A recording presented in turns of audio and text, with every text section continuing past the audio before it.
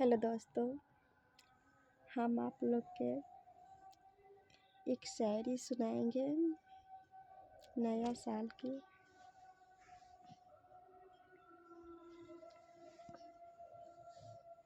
बगुला बैठी नदी किनारे मछली के इंतज़ार में, हम बैठे खिड़की के अंदर नया साल के इंतज़ार में।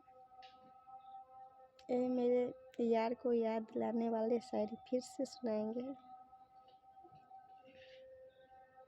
जंगल में रहते हैं तो पत्ते पे सोते हैं, जंगल में रहते हैं तो पत्ते पे सोते हैं। जान आपको जब जब याद आता है तो फुट फुट के रोते हैं। एक शायरी और सुनाएंगे मैं अपना प्यार के लिए।